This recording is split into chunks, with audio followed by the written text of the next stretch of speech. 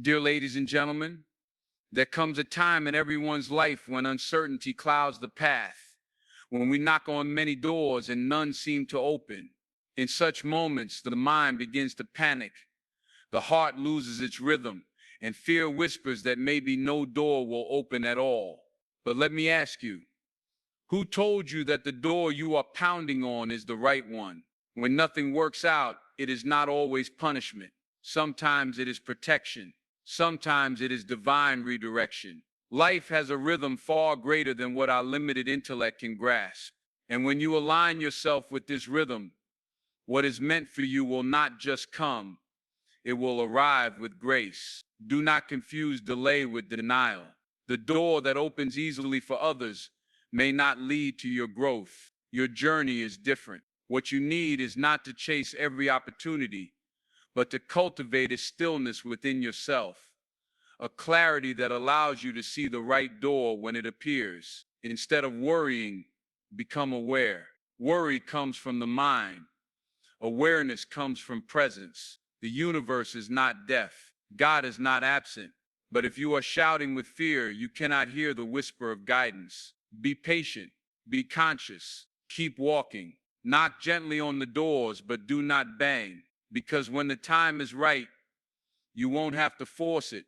The right door will open, and it will feel effortless. And when that door opens, you will know why others stayed closed. There is a tendency in the human mind to label uncertainty as something negative.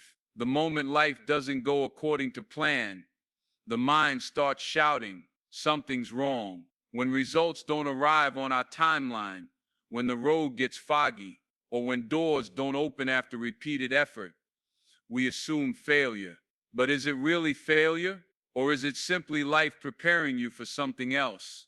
Something more aligned with your inner evolution? You see, uncertainty is not your enemy. It's a space of transformation. In fact, it is only in uncertain times that real growth happens. When you are absolutely sure of everything, when all goes according to plan, there's little space for inner expansion. Life becomes mechanical, repetitive, and dull. But uncertainty cracks you open. It forces you to question, to observe more deeply, to become conscious of your actions, your thoughts, your desires. And that state of awareness is a powerful gift. We often think that we are in control of everything.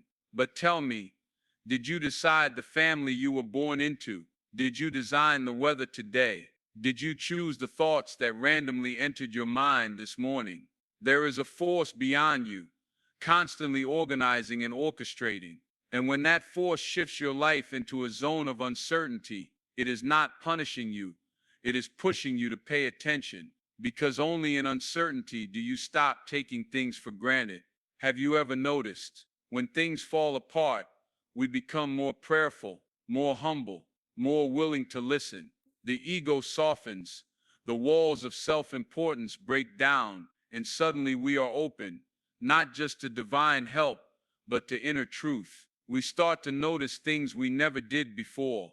We learn patience. We become grateful for the small things. We develop endurance. These are not small lessons. These are the very qualities that prepare you for the blessings you've been praying for. So when life pauses your plans, don't immediately label it as failure.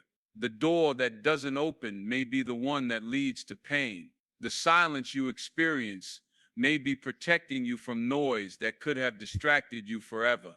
Life isn't just about constant forward motion. Sometimes it's about sacred stillness. Sometimes it's about being reshaped in the invisible. And for that, uncertainty is not just a test. It is the workshop of your soul. Understand this deeply. Nothing is being wasted.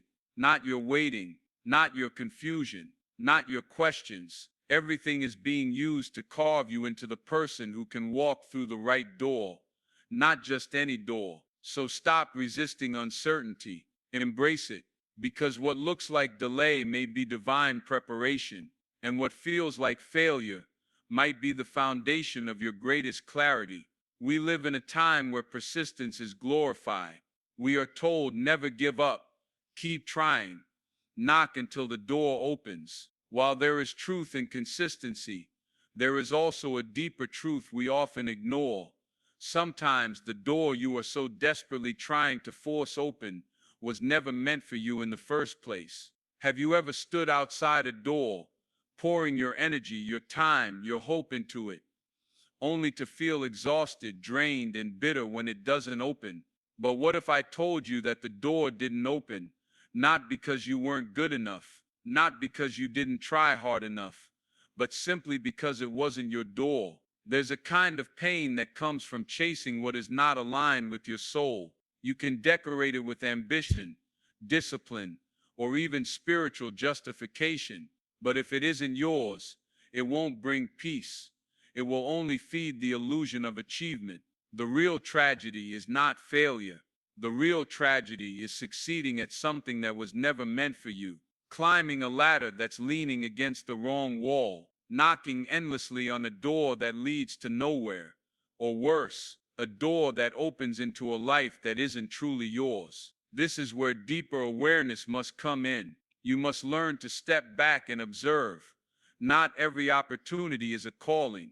Not every closed door is a loss. There are desires that arise from your ego, and then there are directions that come from your inner intelligence. One screams loudly, the other whispers. And if you're always chasing what the world calls success, you may miss the very path that your spirit has been gently nudging you toward. Sometimes you're not being blocked, you're being protected. Life can see further than you can. It knows what lies behind the door. That job you didn't get, that person who didn't choose you, that opportunity that slipped away. They might have seemed golden from the outside, but perhaps they were prisons in disguise. Perhaps they would have derailed your peace, disconnected you from yourself, or distracted you for years. The problem is, we often chase doors out of comparison. We want what others have. We see someone else walking through a certain door and shining, and we think, that's the one I need too. But you are not here to copy anyone else's path. Your journey is unique. The door that opened for them may be a trap for you. Their timing is not your timing. Their lessons are not your lessons. And so what is needed is not just persistence, but perception, a sensitivity to your own inner space, a willingness to ask yourself the harder questions. Why do I want this? Where is this desire really coming from?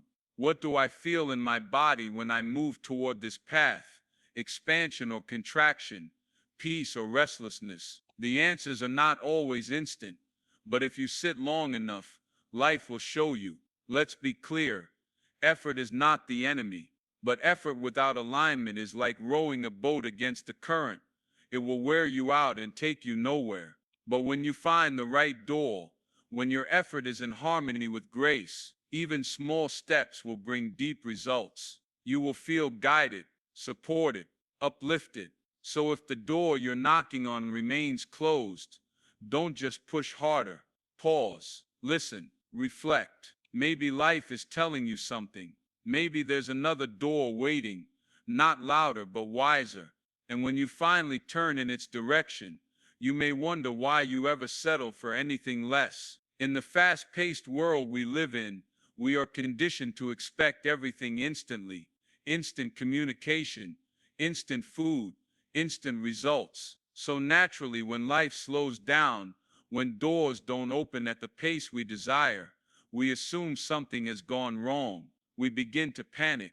We doubt our decisions, our path, even our worth. But what if this delay, what you call waiting, is not a punishment or rejection, but divine timing unfolding with precision beyond your comprehension? Life is not operating on your clock. It is not a machine that responds the moment you press a button. It is a living, intelligent force that moves in harmony with everything. Your inner readiness, your growth, the energies around you, and the unseen threads of destiny weaving together your next chapter. When you understand this, you will stop seeing delays as dead ends and begin to honor them as part of the orchestration of something much bigger. There is a deep reason why the fruit does not ripen the moment the seed is planted. There is a reason why the child takes 9 months to develop in the womb.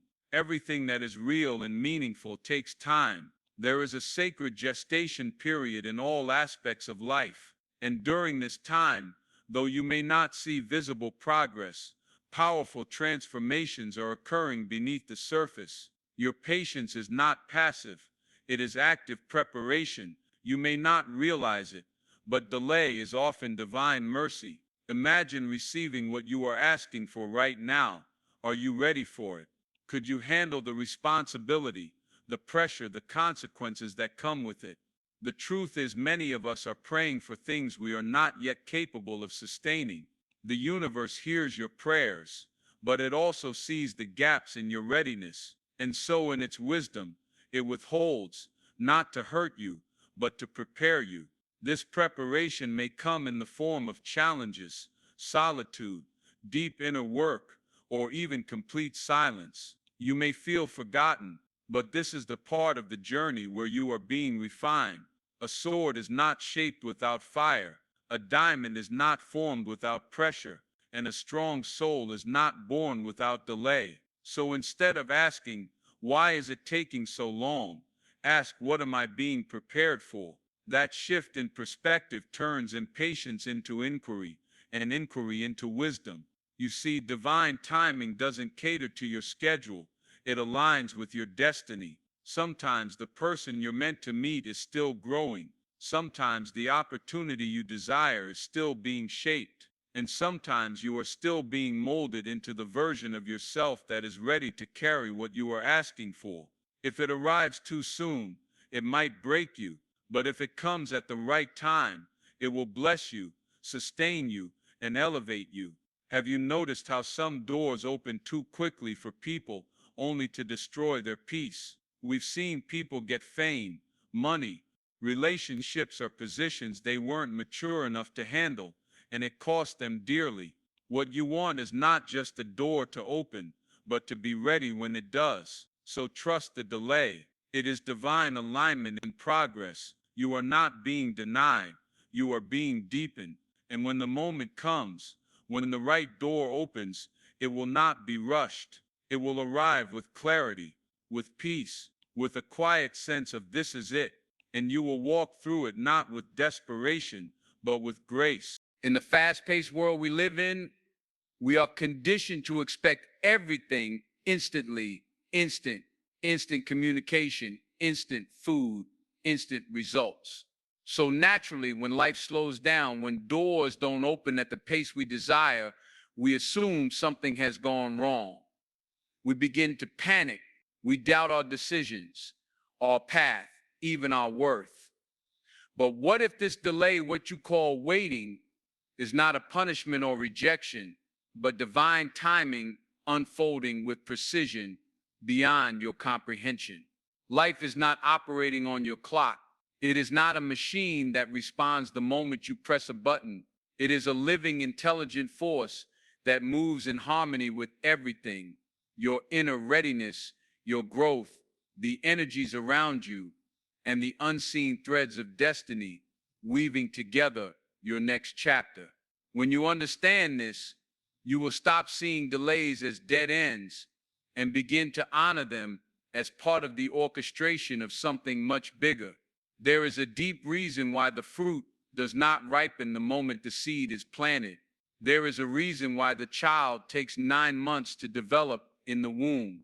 Everything that is real and meaningful takes time. There is a sacred gestation period in all aspects of life. And during this time, though you may not see visible progress, powerful transformations are occurring beneath the surface. Your patience is not passive, it is active preparation. You may not realize it, but delay is often divine mercy.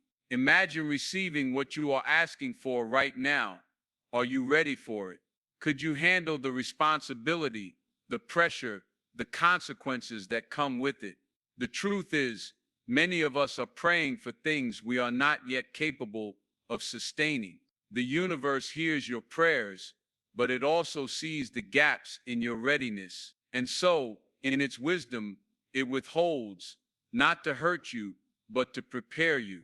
This preparation may come in the form of challenges, solitude, deep inner work, or even complete silence. You may feel forgotten, but this is the part of the journey where you are being refined. A sword is not shaped without fire, a diamond is not formed without pressure, and a strong soul is not born without delay. So instead of asking, why is it taking so long? Ask, what am I being prepared for? That shift in perspective turns impatience into inquiry and inquiry into wisdom. You see, divine timing doesn't cater to your schedule, it aligns with your destiny. Sometimes the person you're meant to meet is still growing. Sometimes the opportunity you desire is still being shaped. And sometimes you are still being molded into the version of yourself that is ready to carry what you are asking for. If it arrives too soon, it might break you. But if it comes at the right time, it will bless you, sustain you, and elevate you. Have you noticed how some doors open too quickly for people only to destroy their peace? We've seen people get fame, money, relationships, or positions they weren't mature enough to handle, and it cost them dearly. What you want is not just the door to open, but to be ready when it does. So trust the delay. It is divine alignment in progress. You are not being denied, you are being deepened. And when the moment comes, when the right door opens, it will not be rushed. It will arrive with clarity, with peace, with a quiet sense of this is it.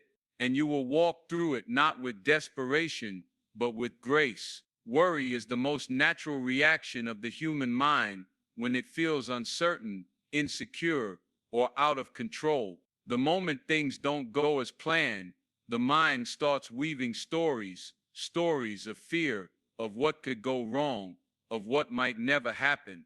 It becomes restless, anxious, and noisy. But what most people don't realize is that worry does not solve problems. It only disconnects you from the solution. Worry arises when there is a lack of trust, not just in God or in life, but in your own journey. It is rooted in the belief that if you do not control everything, things will fall apart. But look at your life closely. How much of it have you truly controlled? Did you control the family you were born into, the country, the timing of your birth, the breath that enters and leaves your body right now? Are you doing it, or is it happening through you? When you begin to see that life has always carried you, even through moments you thought would break you, you will also begin to understand that this same life knows what it's doing now. You don't have to carry the weight of the entire future on your shoulders. That burden is not yours. Your job is not to worry about every possibility. Your job is to stay present, stay open, and respond with awareness to what is in front of you. Worry narrows your vision. It traps you in mental loops that go nowhere. You begin to replay the same fears again and again, exhausting your energy, but creating no clarity. Trust, on the other hand, expands your vision. When you are rooted in trust, your mind becomes quiet and your intuition becomes louder. You are able to sense the right step, not from panic, but from presence. It is not that people of deep faith never feel fear, but they do not let fear make their decisions. They know that worry clouds the channel through which grace flows. Think of it like this: you are a radio. When you are tuned to fear and worry, you pick up noise. But when you tune into trust, into stillness, you begin to receive guidance. Not always in dramatic ways, but in subtle nudges, quiet awareness, and an inner knowing of what to do next. Sometimes the reason you can't hear God's direction is because you're drowning in your own overthinking. You pray, but you don't pause to listen. You ask for signs, but you're so busy panicking that you miss the gentle whispers that life is already sending. Worry is like fog. It blocks your vision, even when the path is already there. And understand this: trust is not laziness. It is not sitting back and waiting for miracles without effort. True trust works hand in hand with action, but it's a different kind of action, not one driven by desperation, but one guided by calm clarity. You still move, you still knock on doors, but you don't do it with the fear that if this doesn't work, you are doomed. You do it with the faith that whatever happens is part of a greater unfolding. So when your heart starts to race, when your mind starts to spiral with questions and doubts, take a breath. Come back to this moment. This moment is the only place where real answers exist. Worry lives in the future. Trust lives in the now. Remind yourself that just because you don't see the full picture doesn't mean it's not coming together. Just because you can't control the outcome doesn't mean it won't be beautiful. Life is far more intelligent than your mind, and God is not playing hide and seek with your destiny. The right door will open, not when you panic into it, but when you are still enough to walk through it with grace. Human beings often carry the illusion that they are the master of every outcome, that if they just work hard enough, plan thoroughly enough, or hustle endlessly, life will bow to their will.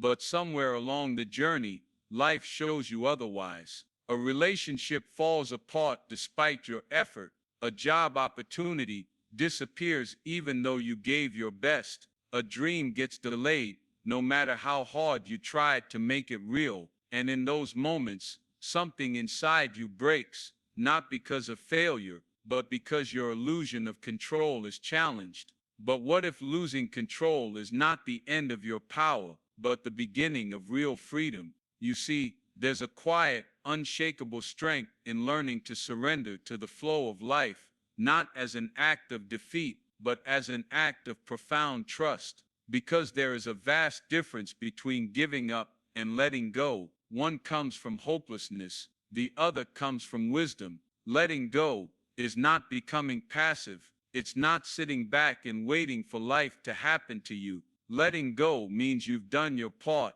honestly, sincerely, with your whole heart, and now you release the outcome. You don't cling, you don't push, you don't manipulate.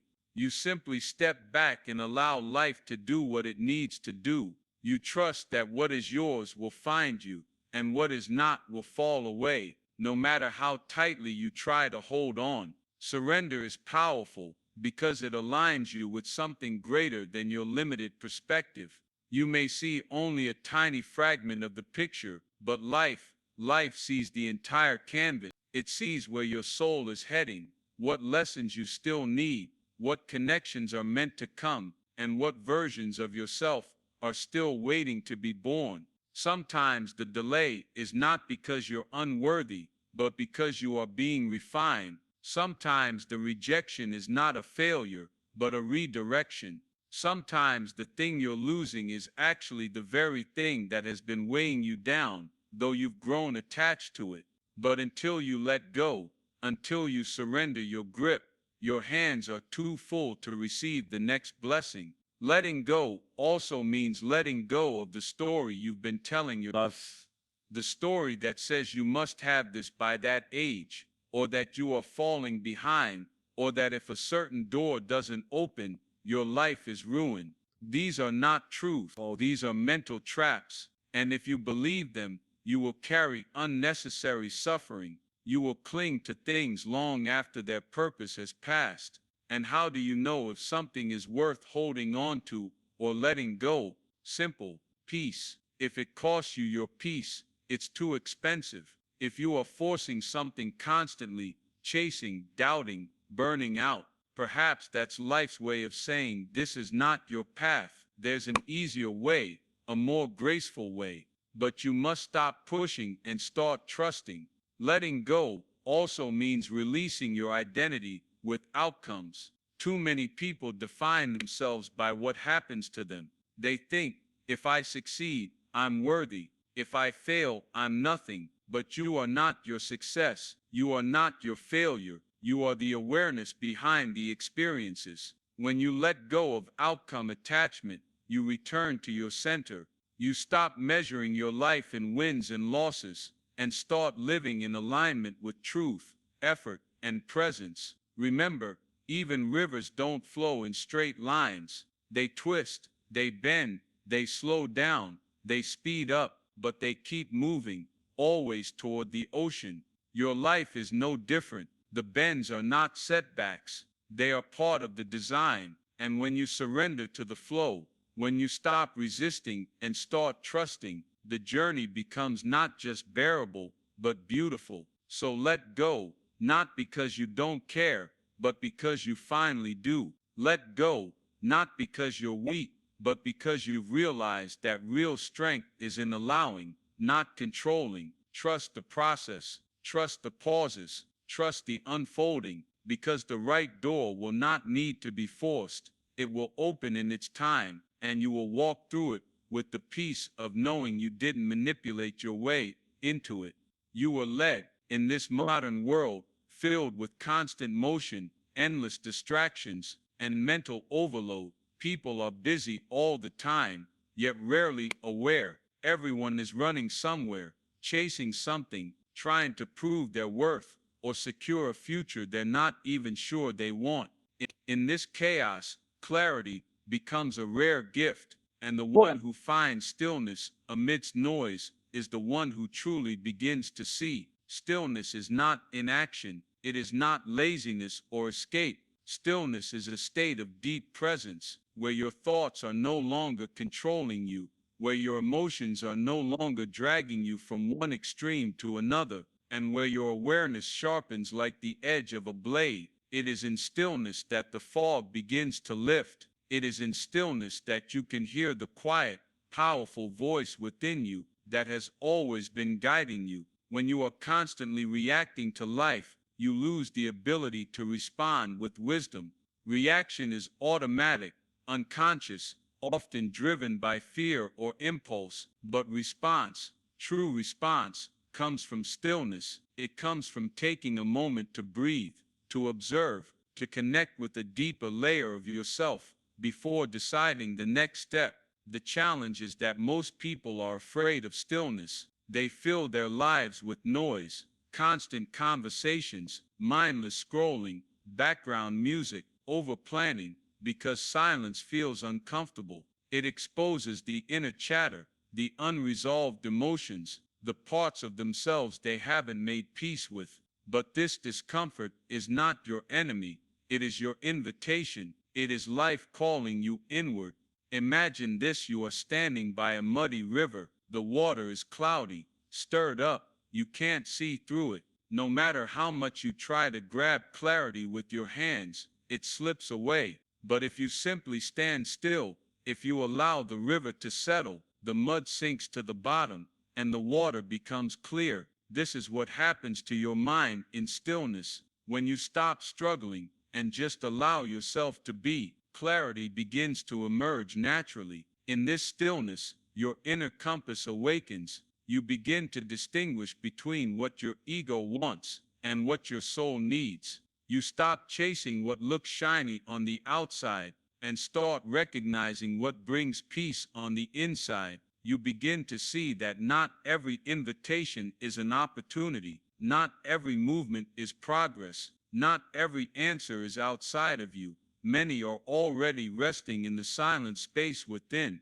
It's important to understand, clarity does not scream, it whispers. And if your mind is filled with noise, you will miss the whisper every time. That's why moments of stillness, whether through meditation, solitude, deep breathing, walking in nature, or simply sitting in silence, are not luxuries.